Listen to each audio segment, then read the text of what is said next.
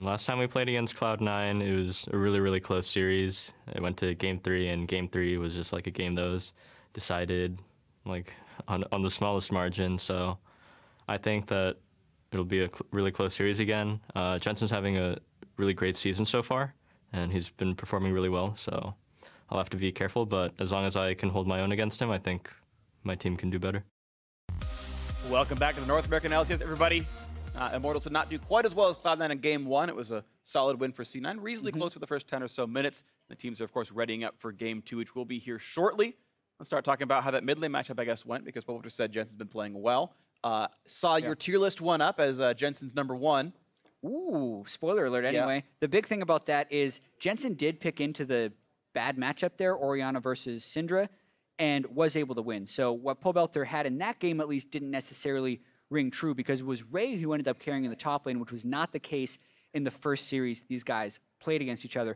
But even just speaking more generally about how competitive these teams are with each other, I think the NALCS is extremely competitive in the way teams trade back and forth games, and in a lot of cases matches against each other. Like C9, we mentioned how they have been struggling, but if they win this game, that takes the series over Immortals. It moves them to 7 wins. It keeps Immortals at 8 wins. And they're right neck and neck with 3 weeks to go. And that's true as far as matchups between the first 6 teams in the standings right now. So a very close split we have so far in the North American LCS. Yeah, absolutely agree. It's been a really fun one to watch for. There's so many teams that have risen up to that level of strength where they could almost be those really big challengers there, and they could maybe make the finals run.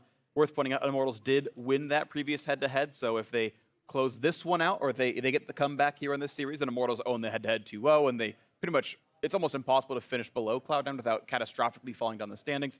Cloud9, as you mentioned, would be within 1 win and would tie the head-to-head, which would make the chance to pass them in the standings a little bit easier for C9. See if that comes through, waiting for the players to sit back down, waiting for Flame's chair to be occupied, and kind of curious to see what's coming into this one. Ray seems to still be in the lobby. Cloud9, I think, smartly not subbing anyone out. I thought he did very, very well, and no reason to replace him. Yeah, got to see him on stage. If C9 can play around him again, I think it can be very beneficial. They were able to get him the counter pick last game because Flame early picked the Jarvan very early on, or rather Immortals early picked the Jarvan before Flame. But they have the ability to do the exact same thing this game if they want to. Red side always has the option to counterpick whatever role they want at the end of the draft. Yes, they do. And it's interesting because, again, you mentioned the counterpick coming in for Ray in this one, and it was the blind pick Jarvan at the end of the first round because, we can grab him, we can ban away the best 2 matchups. And they banned away Gnar, and they banned away, I want to say it was like Renekton or something else, Kled. It was Kled Gnar that they banned away. They banned away 2 of the other big Black Cleaver users, and he's like, that's fine. I'll just play a different Fervor user, and I'll just bash you with this one instead. And it worked really well for him. So, the fact that they took a pick and then gave 2 more bans, and then Ray still won is obviously very heartening. It means that pool probably feels pretty deep, and Champs Select has begun. So we'll see just what strategies these teams want to use as we get ourselves into Game 2. Immortals, of course, need the comeback here. The small reverse sweep as best of 3s are concerned. Or can Cloud9 close this one out with proper strategy and tactics? As the ban phase will begin with an Orianna quickly removing Jensen's probably most comfortable mid laner off the table. Yeah, it's definitely his most played mid laner on the split, and you got to see why last game. 19 of 20, 95% kill participation on that pick. Yeah. Just throwing the bans at powerful mid laners. That's the case. Jensen, very strong competitor, and Pobelter wanting to get a little bit of help in the matchup. We'll see what he ends up picking for himself later on. Cloud9, of course, a few less bans to work with. Zac and Caitlyn seem to be considered must bans. I would question if they're must red side bans. They're certainly incredibly popular champions, but it feels like we fall into these patterns where red side just takes up all the bans, then just gives away freedom to the other side to ban what they want. It's of questionable validity, but certainly it's what all these teams have settled upon as what they believe is the optimal strategy. So we'll see what Cloud9's 1 free ban appears to be, will end up being. Yeah, and then that sets up for whatever Immortals wants to power pick. We've seen a lot of variation in that. Since Ori was down, they also just make sure to get rid of Pobelter Syndra. A lot of Immortals wins have been through just control and CC chaining. So if there's one pattern Immortals has in draft, it is large amounts of CC. So the Elise first pick, not too surprising there after the Zac ban and the Syndra ban. So Elise at the table, no surprise here into this one. And we'll see what jungler Cloud9 wants to grab for themselves. I don't imagine you'd want to wait too far and wait till the second phase to grab a jungler. Elise is considered so high priority. Of course, they get to bargain that and get Thresh for themselves. Smoothie we know is a great Thresh player, as is Olleh, and it's the most popular. Actually, in pro play in 7-13, Braum has a slightly higher presence rate than Thresh across the general pro scene. Right. Now, NA may clearly value Thresh higher, and I'm not debating that, but Braum actually has been seen more in pro play this patch, and they get the incredibly important Thresh Kalista bot lane that we saw work so well earlier this week. Yeah, so really interesting progression here from game 1 to 2, because in game 1 it was Cloud9 who blue side banned Kalista, and we were trying to think, hey, maybe they just haven't put as many recent games into Kalista as other teams, or they only want to play Kalista with Thresh, which could be the more likely thing here, and you're basically only going to get that combo if you're red side, because you got to lock them in one after the other without getting them denied, since both of them are still strong picks in their own right. So I do like what C9 has done here, picking for the duo. When they picked Xayah Rakan, it was right off the bat. Now it's Thresh Kalista in the same order. We'll see what comes into this one. Does Immortals want to match their own bot lane into this one? Xayah already picked up without Rakan available. You are not blind picking Yasuo. There's no reason to do so. Bard going to come alongside. Also a fun one to watch for. Not quite Yasuo, but same time still pretty cool. Elise, Xayah, and Bard, the first two picks for Immortals. Yeah, really, I feel like a bit peculiar here. They are picking the Rakan maybe to try and dodge some of the CC from the Thresh Kalista, but or sorry, the Xayah, but yeah. Rakan is already banned, so Olleh is just a very good pick for Bard and Olleh are a good combo together, but I don't see any super inbuilt synergy between those two picks. Yeah, not that I, excuse me, sorry, not that I can think of either, aside from maybe setting up Feathers with your Q after Tempered Fate ends. That's a bit minor, though, either way.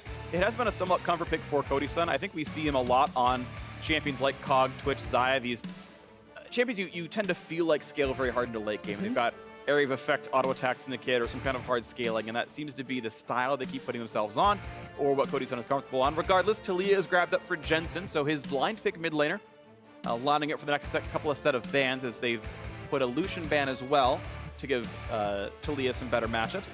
On the Immortal side, they've removed Gragas from the table, and as they've already picked the Elise, looking to maybe remove some more junglers from the Cloud9 options. Yeah, and this is kind of similar to what Immortals did last game on red side, where they're opting into a role mismatch as far as the first 3 picks of the draft. Yeah. And I actually think it's pretty smart to do in this meta when junglers are concerned, because previously it was a clear top 4 or top 5. You'd have Zac, Elise, a lot of times they'll be banned early.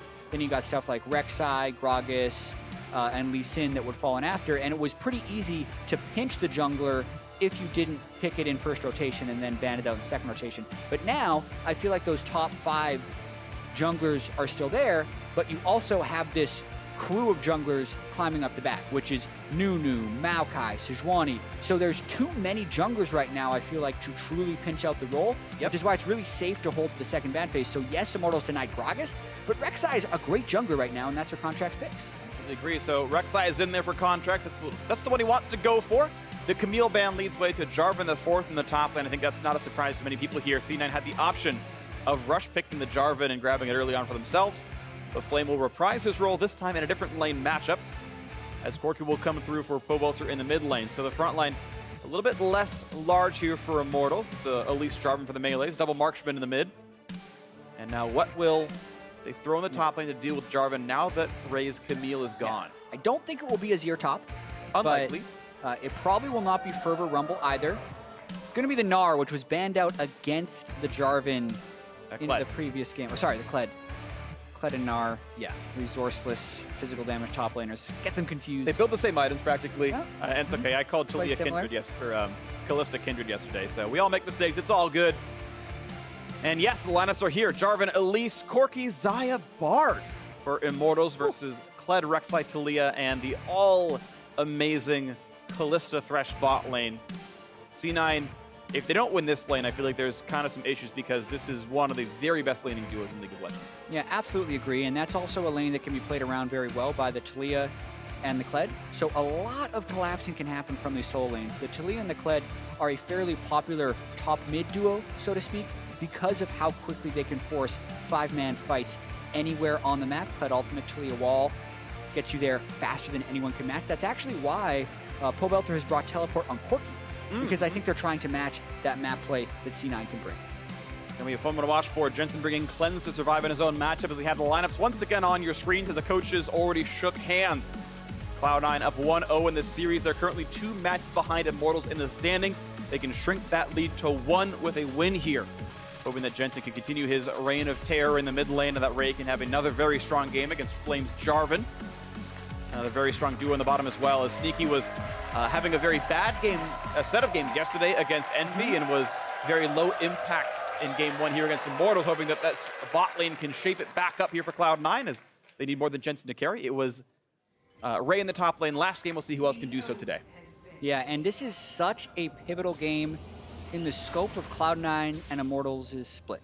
Because when you think of Cloud9, you do not think of a 6-6 6th place team. Yeah. You think of the team that has been to the last 2 North American LCS finals. Yep. And they need to set themselves up in that position, whereas when you look at Immortals, when you hear the name Immortals, you think of Huni, Reignover, dominant regular seasons.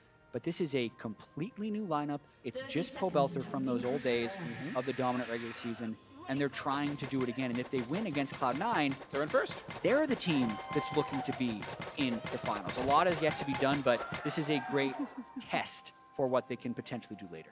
Absolutely agree. So we'll see who passes this test here and who can put shining colors into this one. Flying colors, as the adage goes. 4 seconds till minion spawn. Ray still spamming his keyboard, making sure he's got all the kinks worked out on that chocobo or whatever it actually is. I'm sure it's not technically a chocobo. Those are copyrighted, I'm pretty sure.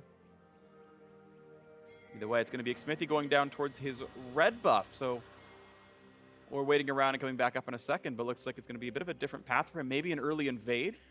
If he's predicting Contractz to go like Raptors, red, Krugs, respawn, Xmithie can go red into blue steals. Yeah, Smoothie is very deliberate about his jungle path. So I am very curious to see where he goes here. Rek'Sai's almost always start at Raptors just because the level 3 gank with the experience point after killing Scuttlecrab is so threatening on Rek'Sai. But where will Xmithie go to try and cut him off? Since he could have just as well done Raptors red than red Raptors, and that's just more efficient experience-wise. Or he was just hoping for Cody Sun and Olleh to be able to get back to lane sooner. Yeah, it might have been for a bot lane pressure because they're afraid of what Thresh Kalista can do in the lane matchup, and they think they can get the push early enough on. I think that's more likely. Yeah, maybe it's for the bot lane pressure, and you can see teams playing around their lanes differently. You know, some will actually sacrifice bot lane to get the jungle lead started sooner, and instead, Smoothie was able to dodge wards on the way in. I believe he was not spotted by the trinket that Jensen put down. Contractz gonna fight for this, and he's gonna grab that level 3 there.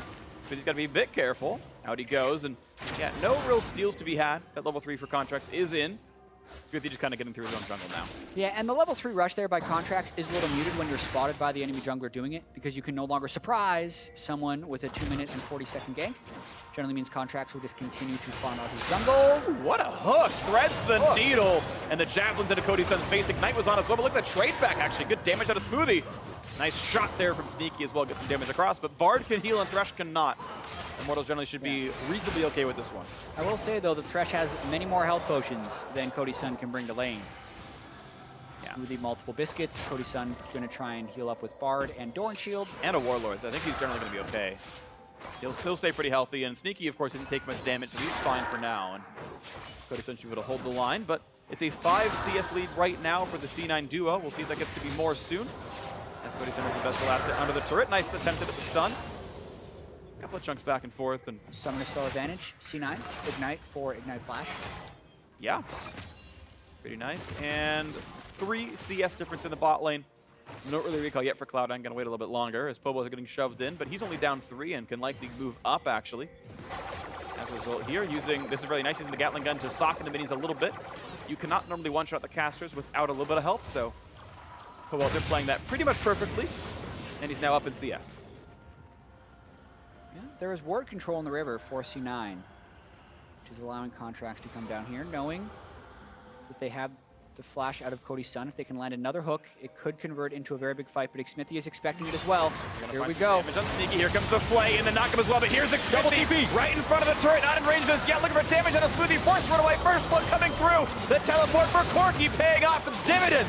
As the second kill comes through for him, a double for Pobelter in the mid lane. There's no one else to be seen. It's Cloud9 now running away, but Contractz gonna be stunned against the wall. Cocoon is in there, and a triple Pobelter getting off to an absolutely amazing start. He is soaring in this one. Double TP instantly from Immortals. Such team play coming through right there. You don't expect the Corki to bring teleport. That almost never happens, but they absolutely make it work right there. They read C9's, want to play around bottom lane. The flash engage from Smoothie fully commits C9, and the double TP comes in and turn around. That was beautifully timed by Immortals. They read that play, and they responded to it just right. Xmithie here for the counter gank, but it doesn't end there because this isn't planned to be a 3v3. Both the mid lane and bottom lane are free to teleport because they were both in lane reset patterns. They had already shopped. So yes, they do lose Xayah at the start of this, but that's not the call here. It's the triple kill that comes through for Pobelter after he teleports in a nice little stun into the cheat wall right there. Really well aimed. Followed by the cocoon and the kill over to Pobelter. That is huge for Corki. Pobe even gets, I believe, a blue buff out of his efforts as well. So he got first blood gold, he got the extra 2 kills. That's a strict 1,000 gold right there from kill credits, and then even a fresh blue is going to feel great. So you expect Pobelter to really snowball. Now, he did not recall between, I believe. He walked to lane, so he's sitting on, a mountain of cash right now, Scrooge McDuck style. Trinity Force is going to come in pretty quickly for him, though. Yeah, he actually going to go for a gank. They're hoping to get cleanse out of Jensen right there. Yeah. But should absolutely be going for a recall very soon. His team is playing around him a lot in the mid lane, though. He has a controller on one side, he had a Bard on the other, so he was feeling very safe to Valkyrie forward. And it's not like Jensen has a big out of advantage on him either, even if Pobelter is safe. They matched their initial recalls at the start. Yep. They recalled on the same wave. Basically the one right before the next cannon wave came in, about 4 minutes in, and they had equal CS, so it was equal items, and then Jensen just stayed and farmed an extra wave or two as Pobelter TP'd down, and obviously he's richer. 700 gold lead for Immortals. We'll see what else they can do for themselves. They need this win to stay in the match. See if they can make that happen. Nice knockback, bit of damage, but this Corki reasonably durable, of course. Warless, Bloodlust, Door, and Shield start, and building towards that phage early on means hard to kill off this champion. Yeah, both sides McShove and Unraveled Worth. Just rank 1 there by Jensen, so you're used to seeing that, chunking someone out, but doesn't happen at level 5. Nope. And it's Storm Raiders Taliyah, which you've been seeing more commonly of late, but it's not been ubiquitous entirely. Either way, it's a non-damaging keystone. It's for the mobility, which you tend to want in a champion like this. Yeah, Jensen actually was hoping to keep Pobelter in lane as long as possible because we know when he goes back, he's going to be pretty big. Yeah, we'll see if they can keep getting the item lead. But that is really important, actually, is gold doesn't mean anything intrinsically. You've actually got to do something with it. You've got to buy the items. And you're right, keeping him in lane is a pretty big deal. They're going to go over the wall. They'll look for a bit of a play here. There's a stun. Sneaky not 6. There's no way out. Oh, they got the double stun. He lined up with it. And Sneaky might not be able to get away with this one. Has no summoners. The auto attacks are in. And yes, the chop comes in. A double kill for Xmithie. What a great gank into the bot lane. Now Contractz wants top side. Here comes Kled. Is he in the circle? Yes, he is. He finds Flame. Here comes the wall. The knockup is in. They're going to have the damage. But can Contractz survive the turret shot? He's going to try to heal. And the rework at work. The extra little bit of healing per second from the passive keeps him alive.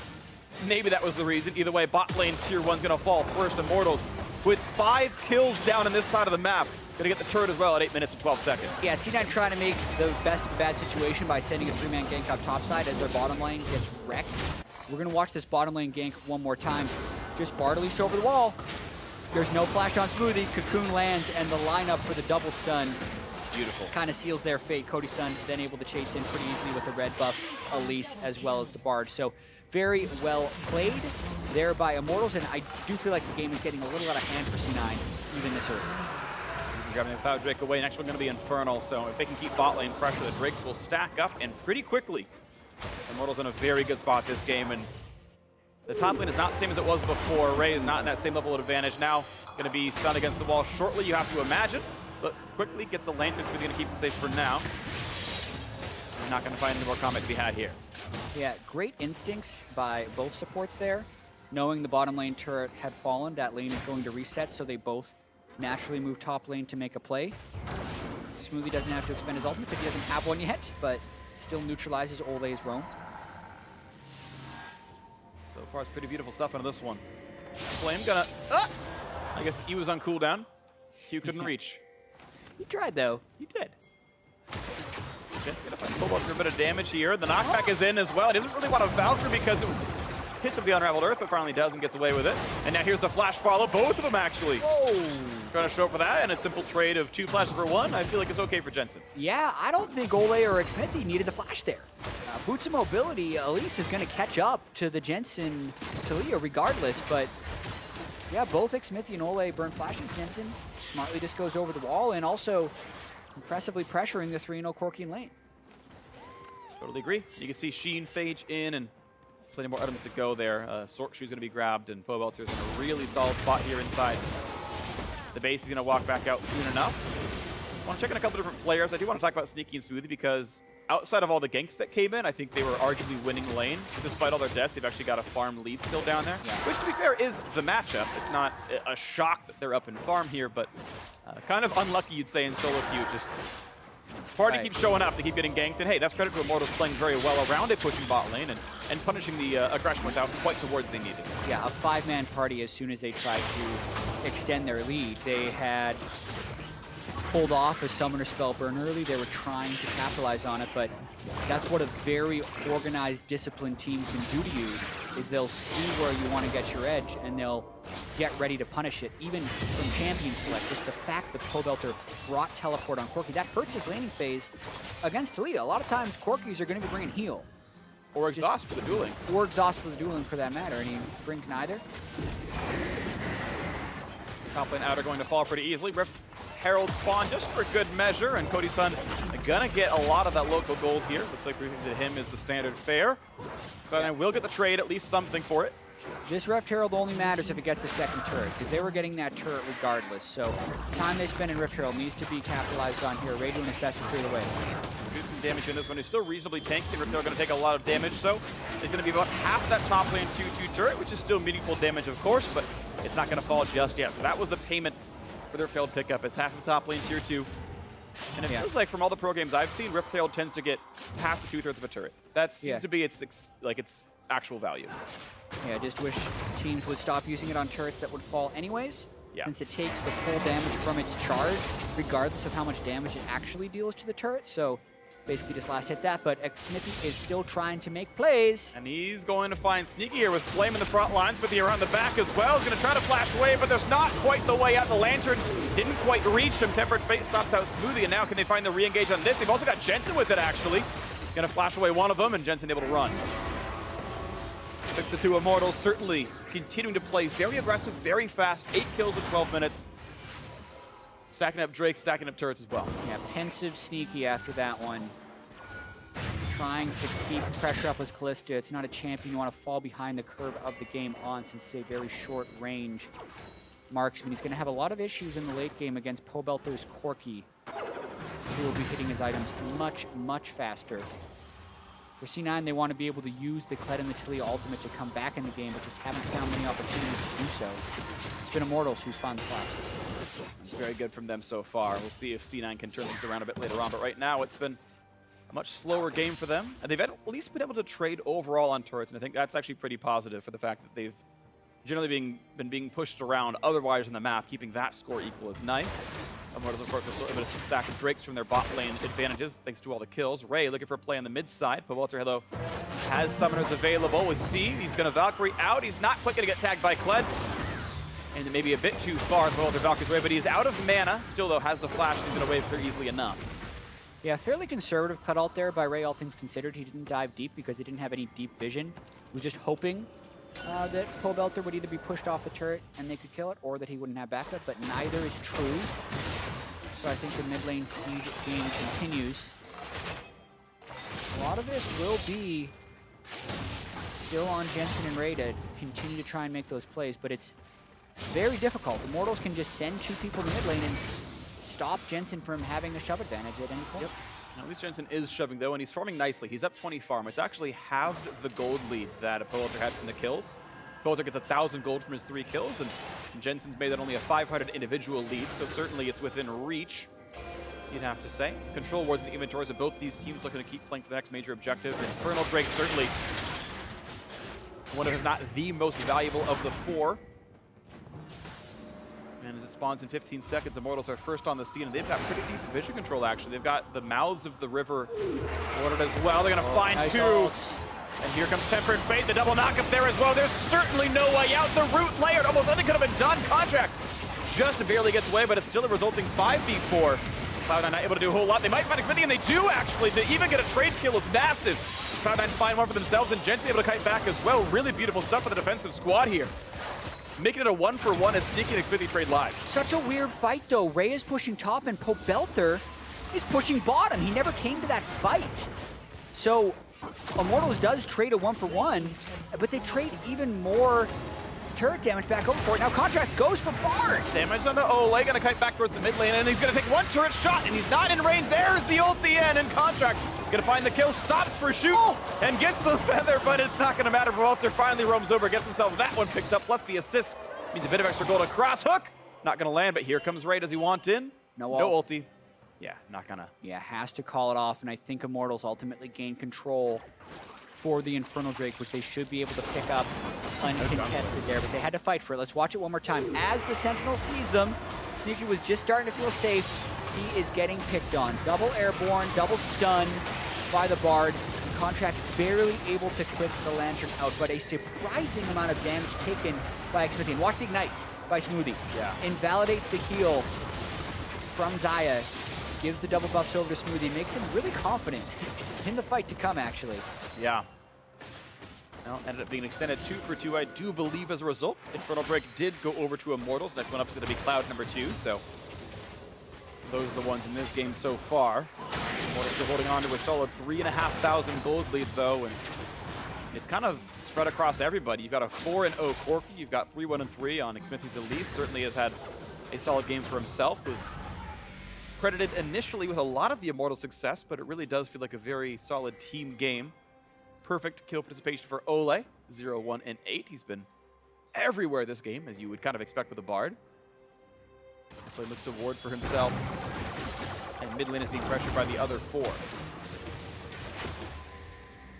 Yeah, just on Immortals to choke out C9 here. It's something they've been very good at this split. One of the main reasons they are competing for first place. They were unable to get that early game lead in game 1 against C9, but because of the double TP early on, it's given them that advantage, which they now need to close in on C9 with. And they're going to close in on Ray. The layer of CCs now just Skarl, and he's going to be going to mount back up. Skarl rejoins. Here comes Caddick, doesn't the flash to get away, and Ray going to buy a little bit more time. Here comes Bart, though. He's trying to run. He's charging towards the base. He's going to buy himself a few more seconds, and Ray leading on a wild goose chase, almost literally at this point. Yeah, he still wants to escape, but it's taken all 5 people. Cloud Drake at work. Cody Sun finds some distance. Oh, he almost lived! He almost lived! That could have been the LCS hugest play of the day. But the kill comes through. Cody Sun arriving in time to knock him down. That was so close to working, but now C9 had tried to save Ray. Immortals for the fight. Look at the kiting, the fancy feet out of Jensen. He had cleansed the entire time, but just runs away from it all. And dodging the skill shots pretty beautifully. A lot of close calls here to this one. Contractz spinning around the wings, of course. It's still a 4v5. Flame has teleport. This is a bit dangerous. They're going to look for Pobelter. They put the wall down to cut them off, and now Pobelter can't join the fight, so Olleh's going to go down. Nice little tenacity right there by Cloud9 to find themselves that fight. Yeah, I mean, if you think about it, the kill on Ray probably wasn't worth it. Immortals spent so much time on that kill, didn't even get objectives, and now C9 set up another play. I think he flashed away from, I didn't see what, maybe it was doing on the wing. Now Smoothie gonna put the box down, running away, gonna buy a bit of time. Ray rejoins the fight, he is alive. It's a 5v4, Pobelter gonna lose his life. A shutdown for Ray. Help from, of course, Contractz as well. Another read, not gonna come through for Flame. The Feather Storm not gonna land quite the root with the blade color, I should say. But a kill comes through again. Ray on the double. 2 more for Cloud9 here in a 5v4. Oh, he's heating up. Ray is gonna want more. It's still gonna come with the pull through. Feather Storm does not deny when it's already on you, and this turret's going to fall with damage from Sneak and the rest of the squad. Turret falls. Cloud9 tied the turret score in the game, only 1,500 apart. Yeah, I feel like Ray pulling Immortals back into the game. His teleport found Bear Trap on a rope onto him, and Contractz doesn't have ult. Gonna be tough. John Cody Sun gonna get him now. Can he tunnel away? Yes, he can. The regen is in, but now Olleh with the flash ignite auto attack, trading it back once again. Oh, this has turned into a bit of a bloodbath. Watching it one more time, I mean, look where Contractz is. Immortals thinks they can make the play with teleports. Here comes Pobelter and Jarvan from the base, Jarvan from the base and Pobelter, but he gets knocked up by Contractz as Ray lands the Lunge and bear trap on a rope and getting the shutdown on a Pobelter means C9 now have the edge on the fight. Flame missed his EQ and then walked into the rest of C9. And Ray very nearly picks up the triple here, even though they've been playing with a deficit for most of the game. So knowing when to pull the trigger to try and get back in, hallmark of Cloud9. Yeah, it was TP's available, Ray is alive, and Olleh is still dead. 5v4, let's go, let's go. And they got 2 more out of it, so nicely done by them. Again, 1800, the only difference here. Immortals, you see 14-3 record. They got leads at 20 minutes. This lead is still one that I would consider meaningful. Yeah, 2 Drakes and over 1,000 gold, so we'll see if they can make that continue to happen. Yeah, because we still have to look at the Kalista here. Blade of the Rune King QSS. That's it. 0-4 versus Cody Sun. Phantom Dancer and Essence Reaver completed. That bottom lane advantage is very real, and it is on Ray and Jensen to deal the damage in the team fights, whereas Immortals does have the triple threat currently. And it is surprising to me, you mentioned Sneaky's build, getting Quicksilver Sash against, there's really only Cocoon and Bard's Stun. I mean, I guess Cody Sun has as well. There's a few tools here, but defensively when behind feels a bit rough because you need to actually punch through the tankier front line that Immortals has, but it's Sneaky's choice. Exactly, damned if you do, damned if you don't as a 0-4 Kalista, because if he doesn't build the QSS, and Xmithie lands a Cocoon on him, 0-5. It's 100 to 0. Yeah. Whereas with QSS, at least he stands a chance at surviving and can maybe, at least Fate's call Smoothie in. Speaking of Cocoon. Yeah, they're going to land one on Ray. Here comes the attack from Corki. Valkyrie's forward, and now 5 kills for Pobelter, trying to continue to be that primary carry force. A lot of magic damage on the roster from the Corki there. Static shift done with the Trinity Force, means great burst is available. The trades back and forth. Tempered Fate not quite gonna hit. Out goes Jensen. Nice lantern by Smoothie. The 1 for 0 though, still positive, and Ray has TP'd down, so he will not run the fight for a while. Cloudrick spawns in 10. Should be an easy pickup for Immortals. It's gonna be hard to defend the turret as well as defend Cloudrick, especially with Ray being down. As you mentioned, with no teleport. Double Cloud, a lot of Cloudrakes this series, but Infernal, very cooperative with Immortals team comp. A lot of AD and AP builders. I agree. They all kind of care a little bit. Even Olleh might care about his ability power a little. And down it goes. Cody Sun getting the kill credit on this one. He's going to move faster. All right, well, Immortals going to start playing for Baron control. It spawned 2 minutes ago, and they're going to keep stacking these up. Second Infernal next up in that plate. So with a fairly open map and a lot of team fighting happening, these feel like pretty solid choices for them. So maybe the dice roll is working in their favor a little bit here. Yeah, and it's just so difficult for C9 to have good team fights. With Taliyah wanting to set up shop in a new area so she can work ground in the right ways, and Ray needing to find flanks. Rek'Sai not scaling super well, and Thresh being more about picks and less about team fights. It just sets up for Immortals to have so much more damage. That 5-kill Corki outdamages anything Cloud9 can bring on top of the gold lead. So C9 in a quite difficult spot here. See Flame waiting around, looking for something to do in the mid lane. Not going to find it yet. Ray is back in the bot lane, and Pobelter's in the top, of course. The Immortals have 2 teleport users. Certainly Jensen, as you mentioned in Champ Select, on this Taliyah is able to get around the map quickly. It's still not as fast as teleport. So Immortals, theoretically, I could say, maybe on a bit of a better split push tangent, just because of that teleport, the ability to get back in. Pobelter knocks down top lane tier 2, makes it 4-3 in turrets, and can find a bit of damage in the Contractz. Double Cloud even helping that rotation game a little bit here. A second gained here or there. Sometimes makes a difference, sometimes doesn't. Yeah, and Pobelter, with the 5 kills, also has gotten solo turret gold twice. So he's huge as far as gold is concerned. Yeah, weird ulti from Olleh actually just kind of cancels out the dunk, and now Flame going to take some damage over the wall. Comes Ray. He wants the kill. He's not going to get it just yet. Meanwhile, Contractz looking for a bit more onto Xmithie. Flame back in, kills, goes through to Sneaky. 1 for 0 so far. Hook just going to go wide from Smoothie. Jensen pushed around, but still a 1 for 0 is a solid situation. Flame going to recall back for healing. Foam Guard and TP both available, but 30 seconds of uptime now for Cloud9.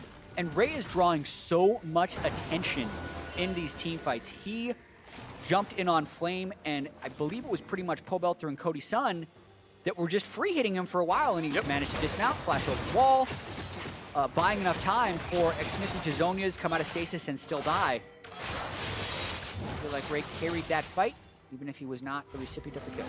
Still very well done by him. We'd watch this fight one more time. Yeah, agree with you on the odd Bard ultimate right here. I think he's trying to save him. Yeah, trying to save Flame because the rest of Immortals needed to arrive, but just watch the way this focus goes down, Pobelter is a little bit torn between two different fights, wants to help out Ray, but also wants to fight the rest of C9. Meanwhile, Xmithie goes down, and since Flame was the one who was caught out, he had to retreat, making that start for C9 fortuitous. Interesting interaction, by the way, with the Bard and the Jarvan. You are unstoppable while casting Cataclysm, which means you're immune to things like Tempered Fate, and so he didn't turn golden while everyone else did. Ironic considering his outfit normally, but that's fine, that's how it went. So if they want to do that on purpose, though, Flame can like put people in a ring, make them all get Zhonya's, and he himself can do something else at his time, despite kind of delivering the ability to a certain extent. Either way, I think that one was unintentional, but yeah, worth noting regardless. Let's see who can come in next for this one. 2,500 gold, still Immortals ahead, plus the 3 Drakes they've got. As close as these fights have been, it's still Immortals in the driver's seat here. See if they can get a bit more out about this one. Pobelter still looking for the plays. Infinity Edge done in about 300 gold plus a recall. That's not long away. Yeah, the double Infinity Edge power spike is going to be massive for Immortals, especially considering they have 3 Drakes with a second Infernal on the way the next time it comes up. That's feeling a little bit more like a timer for C9, telling them they have to fight before then. I mean, at least now they have the Hurricane on the Kalista, so he could be relevant. If they can find a fight, the time is now. They can get it. Nice little stun right there. Going to find the knockup as well on the Contractz. A lot of damage. Your guy's going to ult for a bit of time. He's got a Lantern available and he wants it. Gets back for a couple more seconds. The Fate's Call comes in, gets a double knockup on the backline. The 2 marksmen are gone. Jensen getting killed on a Flame. As Smoothie forces to flash away, is going to stay alive. A knockup. They got to find Olleh as well. And as Ray dismounts, he just continues to buy so much time on the front line, knowing his limits so well. And look at this. Immortals are cut off. Can they find the re-engage? They got to be careful because health bars are low. Contractz goes in for the knockup. Look at the damage he's taking. Gets shut down and maybe an ill-fated attack. Xmithie actually not going to be hooked. Smoothie timing that one a little bit wrong on the Zhonya's. But he's still getting that kill for himself. The 3-for-1 overall, the trade, although Contractz kind of killed himself. Yeah, who's trapped with whom with that wall right at the end by Taliyah, but still just exemplary team fighting by Cloud9. They're playing the zones so well in these fights and just picking up kill after kill onto Flame, who hasn't been able to zone out. Not to mention Xmithie hasn't found his way into fights. Xmithie's been great on Elise this game finding picks, but hasn't been able to get onto Sneaky or Jensen in these really critical fights. I think the cleanse and the QSS do have a lot to do with that, but that was the moment where C9 needed to have the fight because the Infinity Edges will probably be in for the next one. Cocoon on Contractz, but he's super tanky. He on burrows and stops Flame. That kind of stuffs that initiation. And then at that point, it's now Sneaky and Jensen's turn to fight. Flame cataclysms himself in with Ray just to die, and everyone on C9 is able to just disengage and not get CC chained to their death. Here, Jensen really wants to turn it, but Ray is very low, so they consider whether or not they should go. Jensen decides to go for Xmithie. Contractz his other ideas, miscommunication there, and it turns into a 1-for-1 trade at the end for the jumpers. Pop, down he goes. And to his credit, Sneaky's definitely caught back up pretty well in this one. Hurricane is done, and he went from 0-4-4 to 2-4-5, so 2-0-1 since the QSS pickup, and you can see damage output really huge out of Taliyah and not so much out of the rest of the team. Yeah, even though Sneaky has got back up, still not a factor in these team fights. He did get Bard ulted early and then was on the other side of the Taliyah wall at the end. Double Infernal going down to Pobelter by soloing the Infernal Drake is something C9 would want to stop, but they don't have the right vision. Yep.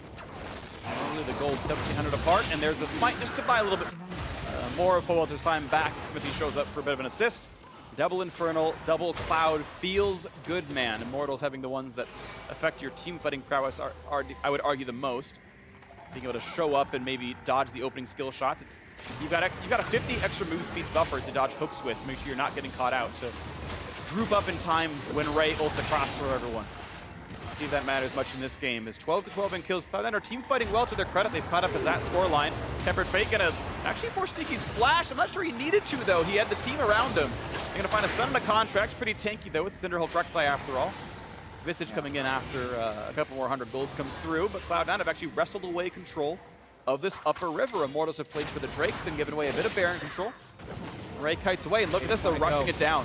Well, Pobelter did go back to base. He can teleport it. No, Taliyah ult doesn't cut everyone off. C9's gonna have to fight. 5 doesn't help up in this one. They're gonna look for Xmithie. Pops the Zhonya's. Ray buying some time, forces the kite back yet again, and out goes the Elise to buy a bit more, and he's gonna stay alive. Ray almost has the Fury built back up. They get the kill on a Smoothie, 1-for-0. Immortals in the front line. They're gonna find The kill onto Jarvan, but a trade back at 2 more. It's 3 for 1 in favor of Immortals. And now a 4v2 on the map. They can go wherever they want. They're going to choose to go, looks like, for the mid lane. As Ray is cutting back, he can win, he can lose, and Olleh got to get some help from the blue buff and take him down in the jungle. The Baron Force completely backfires for C9 right there. Immortals collapse at just the right time. You have to account for the double teleport. Pobelter's going to be able to make it in to any fight because he's not using it for any reason except when he's out of position on the map. Yes, they thought they could focus at Xmithie, but it wasn't enough. And Immortals now regain control of the game. They've got absolute control now. 6,000 gold up. They've got entire map control right here. 5 turrets down to 3 as well. Watch that fight again. Yeah, Taliyah ult doesn't cut off the river, and that's actually where Immortals come from. So Contractz almost dead by the time this fight starts, and now Pobelter actually in position to shred a whole team. Smoothie gets blown up. Jensen already worked the ground in that area, can't maintain his team fighting spot here. And a smart kill by Olleh at the end, not allowing Ray to remount with an auto attack. Gotta say, credit to Xmithie, who flashed the Taliyah wall and said, hey, look at me, look at me. And he bought about 7 seconds with Zhonya's and Repel combined and got the team in there. So good stuff out of the Immortals squad. And now let's see what they can do with this lead because they should be in a good spot. More tankiness out of Xmithie when instant Zhonya's into going for Adaptive Helm, which might actually be okay against Taliyah. I'll have to do math to know for sure, but the only magic damage dealer on the team, and they're pretty much all repeated hits, so could be a close one, and if that's what he's afraid of, and sure enough on this, still would have, I mean, I think like Abyssal Mask makes tons of sense because you got, you know, a fed Corki in the team, but it is tankier than Abyssal Mask, so I'm going to leave that first alone for now. And Flame going to split push on the side. He sadly does not have the Baron buff on him. He was the one dead member of Immortals, but the rest of the squad can push pretty quickly with buffed up minions. Looks like it's going to be a 0-4-1 split. Looking at mid lane tier 2. Yeah, and you look at the items on Cody Sun. Stacking the crit. He is massive right now on Xayah, not to mention Pobelter. So really, C9 would need to get some type of pick at the start of the fight because before the 5v5 at Baron heavily went in Immortals' favor. Now after the Baron, after more items have been picked up, it's going to be even more one-sided. We go on a mid lane tier 2. We'll get the Banshee Deal off of Jensen. Actually decent damage coming out of Cody Sun. He's got a red buff for himself as well. His power spikes in 100% crit for Cody Sun, by the way, is going to be belting out damage. So good luck dealing with that. He's huge. And Cloud9's 3 melee champions are going to be shredded apart as soon as he gets some armor pen for the tank stats that are slowly coming in. But of course, not a ton of armor has been built, and Jarvan's got 2 different ways to shred armor. So honestly, Cody Sun's just really well set up. Jensen going to be found by Tempered Fate. Has a lantern for himself, so it's an easy safety, but it bought enough time to knock down mid lane tier 2 with the Baron buff. 6-3 in turrets and an 8,000 gold lead. Yeah, and I feel like they can cycle around the side waves now with at least Flame having teleport and Pobelter being fairly mobile. Keep C9 at bay. They're playing this pretty safe because they know they have those 4 dragons in their back pocket. Will be able to get a 5th in Ocean if they don't actually break the inhibitor wall right now. So no rush on their side, especially because they outscale in this matchup as well from a champion perspective. So next to this one, Cloud9, when will they choose to come back in? We know they're a team that is very tenacious and looks for those comeback moments.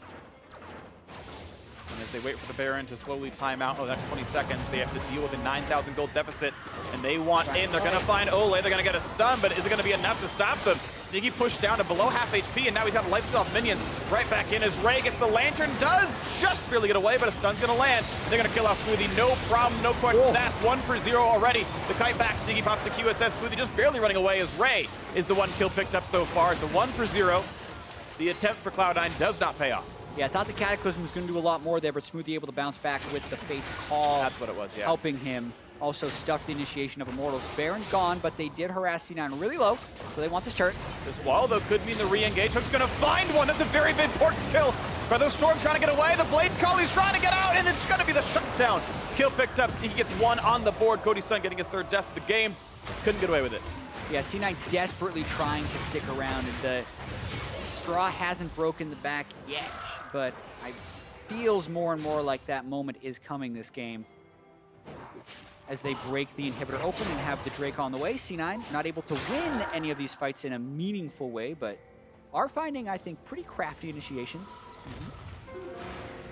We have double Knight's Vow out of Cloud9. Contractz is bound specifically with Jensen as the primary carry of the Cloud9 squad. Smoothie going for it on Thresh, I think, is a bit more questionable because he's a ranged champion, but still going to give him some level of defense.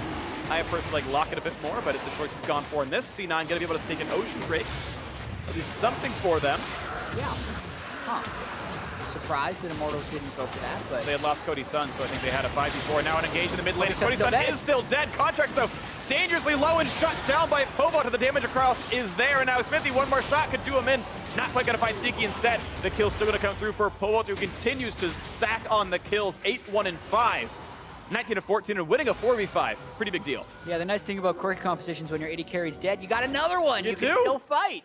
Pobelter very fed in this game now, 8-1-5. You saw him just shredding through C9 in that 4v5. And it's going to be the attempt to push even farther. 25-second death timers in both Contractz and Smoothie. Mid lane under fire. They don't need a Baron buff. They just need the numbers advantage they got for themselves. Xmithie running back across the map with boots mobility. He'll be joining in soon. And it's going to be Taliyah trying to buy a few more seconds. Ray going to be pushed off, but there's no minion waves here anyway. Oh, no, there is a wave. Sorry, I missed it. It does get attacked right there and shut down by the Taliyah, so I take it back. A well-timed ult by Jensen. I didn't see the minions. And they buy themselves those seconds they needed. That one wave is gone, and the team is respawned. Yeah, so another good stall by C9. But right here, Pobelter just valks in, takes Jensen to half with an auto attack. And the fight pretty much erupts, but unless you're going to have hard CC for that Corki, you're going to get taken out. Yeah. Smoothie gets hooked, but damage follow through can't come. Bard out zones Jensen out of the fight, and everyone else on C9 have to retreat. And it's 80% crit Corki. He's full build now. Guardian Angel in there as well, just to make sure Ray can't really threaten him. But he is belting out damage with this build here. Difficulties ahead. They're going to find Tempered Fate on a one. Contractz. Ray going to buy a bit of time, and out comes the run. But they found Sneaky at this point. He's not going to be living any longer as Cody Sun takes him out. Ray dismounts trying to run, but he's been stunned up, slowed down by a Bard. Kill onto Olleh. Maybe not going to happen. The kill's not there for Cloud9. Instead, the shutdown's coming through. It's all for Immortals. They've killed 4 off already on Contractz. The only one left alive. There is no chance of defending it. This should be the game winner for Immortals as they wait for a new mid lane wave. As his turret falls, the inhibitor will follow. With 30 seconds to go, this should be all that Immortals need. Yeah. Olleh's Bard has been so good this entire game. Even if he's not landing the Tempered Fates, he is setting up the play that is to come. A clean 4-for-0 5-5 Immortals as they push through the mid lane. 20 of 23 participation for the Immortal support. Olleh on his trademark Bard. They thought taking Thresh away would do it. It was not the case. GG Immortals in 37-15, tie up the series against Cloud9. Yeah, and Pobelter said before the series that the last time they played, it was a close Game 3 series that broke on the slimmest of margins, and it looks like we're in for another one of those. C9 had the big early start in Game 1. Immortals had the early start in Game 2 with the triple kill coming for Pobelter early, and they carried it through. It took 37 minutes because C9 are fighters, and they're going to keep coming at you, but they were just too fed at the end of it. Double Infernal Drake, better scaling team composition, good positioning by Pobelter's Corki. Totally agree. He did very, very well for himself, was the beneficiary of a very good like level 3, level 4 team fight, and took off from there. I think very few mistakes out of him. He certainly did a lot of work in the team fights. Cody Sun actually close to him in damage output, which I found very impressive as well, only being down 10% despite not being a 5-0 start and a poked champion, so that was kind of props to him. But there was a catastrophic difference between what Jensen could do and what Sneaky could do. Did not convert on the Kalista. Maybe he had to because of the way the game was scaling, but still not much out of that C9 bot lane, sadly. But now for more on that Immortals tying game, let's send it over to our analysts. Thank you very much, gentlemen. Immortals striking back here, extending to a Game 3 against Cloud9. And as was mentioned, near the end of the game, looking fairly dominant. But we're going to work our way through this one beat at a time because there were multiple moments in which Immortals, gave opportunities back to C9 and almost let the victory slip through their fingers. Yeah, I mean, this, can seem like if you skip the middle of the game, looks like a dominant Immortals game because huge early game right off the bat. A very dominant couple, last 5-10 minutes, but somewhere in the middle, it got away from them a little bit. Exactly. So let's work our way there. Starting with the team comps, once again, we've got a lot of Kalista priority here out of Cloud9. That's to be expected at this point. The Corki's coming in as per usual, but I think a lot of this has to do with, once again, the playmaking supports as well as the junglers and what can they get done in the early game. I think that's a huge thing because Immortals basically banked on Elise having a bigger impact on the game than a Thresh Kalista combination. And one thing that kind of went, I think, think, unnoticed by C9 was the double teleport because they want to force around that bot lane. You see early on, just 4:30 into the game, they actually go for that early game play. They want to get this lane rolling as fast as they can because this is why the Kalista lane's so strong. You have gank support with the Thresh as well, being able to go for flash lantern plays, and that's exactly what they go for. Immortals has the read on it, but this would have been a pretty even play if they did not have the extra teleport to come in from the Corki. And so Pobelter joins the fight, is able to sway this heavily in Immortals' favor. They get the 3-for-1. He himself gets rolling really heavily off this. Oh, absolutely. Huge pickup in the early game that kind of neutralizes some of Jensen's early threat because, hey, you got a triple kill on your Corki 5 minutes in the game. And that limits one of the things that C9 does very well, which is dominate the mid lane. Right, very well read from Immortals in order to kind of see that play developing and respond in kind, picking up the 3 kills, all of which will fall onto Pobelter's man on your screen right here. And a lot of their top performances have come off of the back end of him carrying. But now I want to talk about how this game almost fell away from Immortals, because with that triple kill on a champion like Corki, someone who can push the lane, roam easily with the packages, or utilize that teleport on cooldown, you would think, based on the way Immortals has played throughout this split, that they would be able to cleanly close this out. That's not what happened. Not quite. I mean, C9 starts being like, all right, well, we can't go bottom anymore. They go top a little bit. They trade some pressure with the top kill while, you know, I think it was a double kill in the bot lane. And then eventually you get into this really weird situation where Ray is on full split push mode. Right. And Immortals wants to cut him off of this. So Ray starts trying to kite this out. He ends up living for a really long time because they get a little greedy thinking, all right, we got him.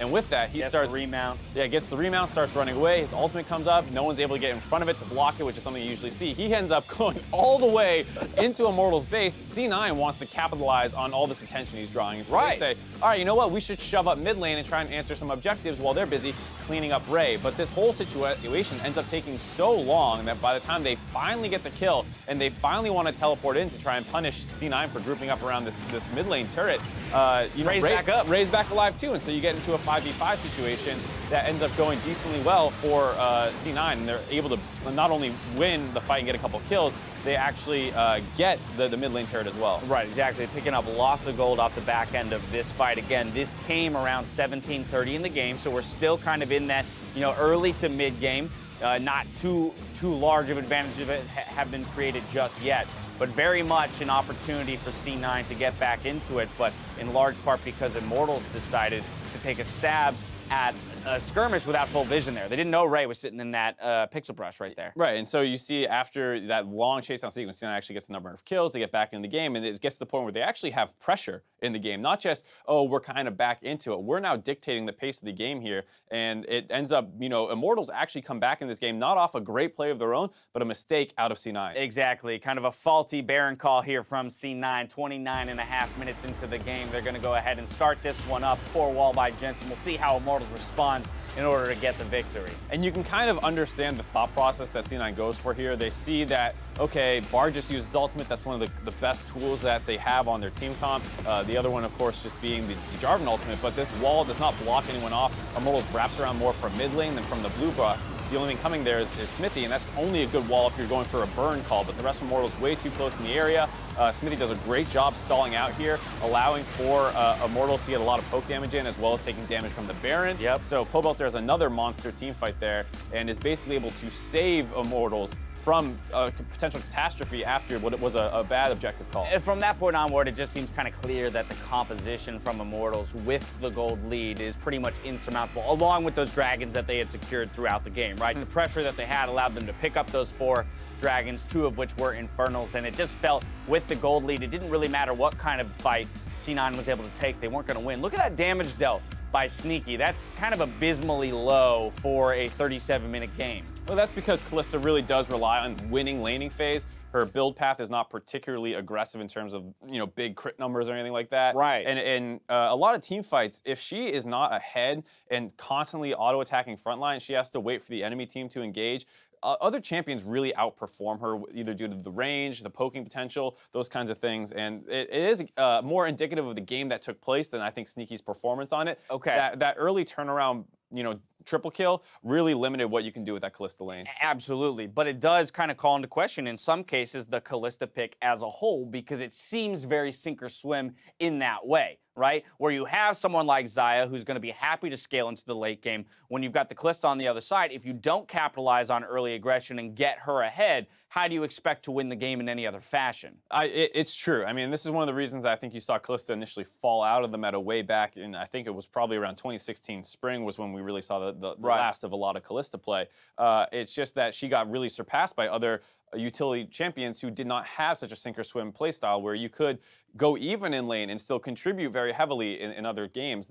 Now it seems like those have been nerfed to the point where Kalista's laning phase is very reliable. This was just a monster turnaround play early on off probably neglecting the double TP. Yeah, it's hard to ignore a triple kill going over to a Corki or a mid lane Corki early in the game. From that point on where you're definitely fighting an uphill battle. Player of the game going to go to Olleh though, big playmaker, and that's the thing. But going back to him in his development as a support player along with the evolution of the meta, the two have they've felt symbiotic, right? Like he not only has grown as a player, but also the style of support that he wants to play is getting better, and it's just he's shot to the top. Exactly that. Like if you took this meta, put it at the start of spring, I don't think he would look this dominant, but now that he's synergizing with his team extremely well, they have a lot of confidence in each other, he's really been unlocked to take that Bard pick, which is still not super meta, to be fair, only a handful of people are playing it, and able to execute a huge number of team fights to really secure his team the game. Well, yesterday was all about 2-0s. Today seems to be about the 3-game series, so it's going to come down to that third game. Meet us back here after the break to see whether Immortals or Cloud9 end their week with a win. Don't touch that browser.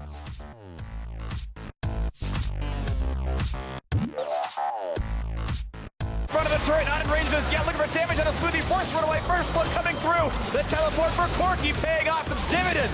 As the second kill comes through for him, a double for Pobelter in the mid lane. There's Taliyah staying mid. Hey, Kalista 2, Kalista 2. 3. Hey, Taliyah, go to Taliyah. Hey, take dive to him. Yeah, it's okay. Flame just back. Great.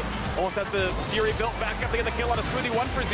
Immortals in the front line. They're going to find the kill onto Jarvan, but a trade back at 2 more. It's 3-for-1 in favor of Immortals. Trying to run, but he's been stunned up, slowed down by a Bard. Kill onto Olleh. Maybe not going to happen. The kill's not there for Cloud9. Instead, the shutdown's coming through. It's all for Immortals. They've killed 4 off already on Contractz. The only one left alive